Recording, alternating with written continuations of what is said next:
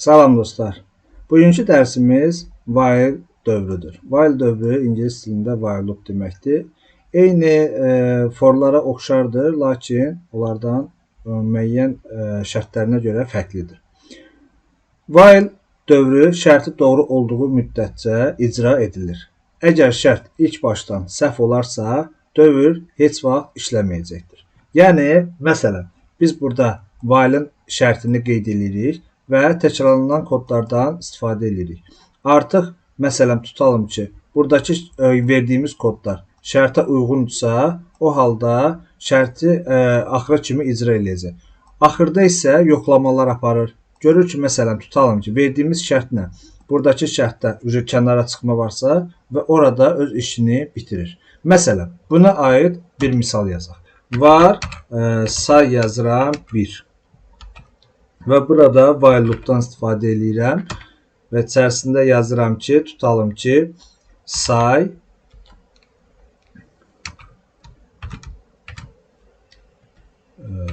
beşə qədər edək, çox olmasın və print line edim. İçərisində sayı qeyd edeyim və burada sayın üzərinə 1 gələk. Operatorlar dərsini keçəndə biz orada üstə gəlmə, vurma, bölmə, bəzi belə deyək, əməliyyatlar apardıq. Eyni bu operator eyni ilə buna bərabər. Say üstə gəl 1. Yəni, bununla bayaqki yazdığımız kodun heç bir fərqi yoxdur. Burada da sayın hər birinin üzərinə bir rəqəmi gəlir.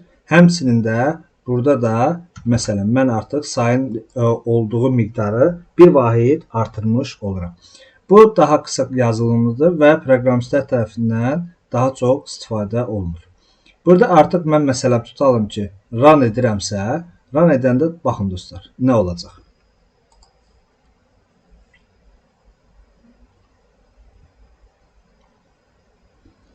Birdən 1, 2, 3, 4, 5-ə qədər, yəni artıq çapa verdik. Yəni biz burada nə etdik? Yazdıq. Saya dəyər verdik bir rəqəmi və burada dəyəri yoxladıq. Dəyəri yoxlayandan sonra artıq burada çapa verdik ki, məsələn, sayı birinci rəqəmini bizə ver. Birinci rəqəmi verdi və buradakı şərtə baxdı. Məsələn, 1 5-dən kiçikdirmi? Bəli, kiçikdir. O halda onu çapa verdi. Sonra təzədən yoxlayır, üzərinə bir vahid gəlir və yenidən yoxlayır. 2 5-dən kiçikdirmi? Bəli, kiçikdir. Onu run eləyir. 3-ü həmçinin, 4 həmçinin, 5 də həmçinin. Artıq 6-ya gələndə yoxlayır. Görür ki, 6 5-dən kiçik və yaxud da bərabər deyil. O halda öz işləmə prinsipini dayandırır. Yəni, burada, məsələn, forlarda biz necə yazırdıq? Tutalım ki, forlarda qeyd edirdik ki, sayı şərti əvvəlcədən qeyd edirdik. Lakin while'larda isə artıq biz içəridəki hesabatımıza görə şərti icra edirik. Nəticə olaraq while ilə for arasında fərqlər, əsas xüsusiyyətləri bundan ibarətdir ki, bayaq bildirdiyim kimi while-da dövrün xaricində olan elan edilir, forlarda isə dövrün özündə elan edilir.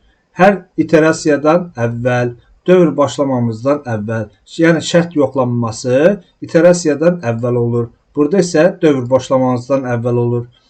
Təkrarlanma sayı naməlum ola bilər. Yəni, while'larda istənilən qədər təkrarlanma və yaxud da ki, bilinməyən bir ədəd ola bilər. Forlarda isə biz əvvəlcədən şərti yazdığımıza görə artıq bilirik ki, məsələn, yoxlanmamız 1-dən 10-a kimidir. İstifadə sahəsi isə şərt ödənilənə qədər işləyən hallarda istifadə olunur. Yəni, məsələn, tutalım ki, while'dan biz istifadə ediriksə, şərti ödənilənə qədər bu kod öz əməliyyatını, öz iş prinsipini davam edir. Forlarda isə siyahılar və aralıqlar üzərində iterasiya üçün daha uyğundur. Yəni, hər hansı bir aralıq, hər hansı bir tutalım ki, hesabatın yoxlanması və yaxud hər hansı bir collectionlar içərisində üzərində belə deyə bizə verilən dəyərlər üzərində əməliyyatı aparmaq üçün istifadə edirik. Forların bu digər while'lardan fərqi də, məsələn, mən bayaqki qeydi götürürəm, buradan götürək, vaxtımız çox etməsin. və burada qeyd edirəm while-a görə və bunu da eyni qaydada for-a görə məsələn yazmaq istəyirəm. For, məsələn burada yazıram in 1-dən 5-ə qədər və artıq bunun içərisində də çapa verirəm. Print line tutalım ki for sayı yazaq, bir-birlərindən fərqlənsin. Və burada da dollar işarəsindən qeyd edib, içərisində i hərfindən yazırıq. Artıq mən buna çapa versəm, görəcək ki, burada da eyni qaydada 1-dən 5-ə kimi, yəni öz belə deyək, iş prinsipini icra eləyibdir. Biz burada nə elədik forlarda? Şərti əvvəlcədən qoyduq. Yəni işimizi əvvəlcədən gördük. Baxın, burada da 1, 2, 3, 4, 5 icra eləyib. Burada da artıq for-a görə 1, 2, 3, 4, 5. Yəni burada biz şərti əvvəlcədən qoyuruq. Burada isə yəni içindəki əməliyyatın əsasında şərtimizi yazırıq. Bugünkü dərsimiz bu qədər. Bugündən sonra yeni mövzular başlayır. Android ilə bağlı yeni məsələlər, yeni dərslər olacaq. Daha maraqlı olacaq. Artıq müəyyən qədər ekranlarla işləməyə başlayaq ki, sizlər üçün də artıq daha maraqlı, daha rəngarəng olsun. Dərsi bəyəndinizsə, like qoymağı unutmayın. Əgər kanalımıza abunə deyilsinizsə, kanalımıza abunə olun. Dərslərimizi ardıcıl olaraq izləyin. Bir də ki, oradakı qeyddə özünüzü qeyd edin ki, məsələn, mən təzə dərs paylaşdığım zaman sizdə o haqda məlumatınız olsun. Sağ olun, gələn dərs görüşənədək.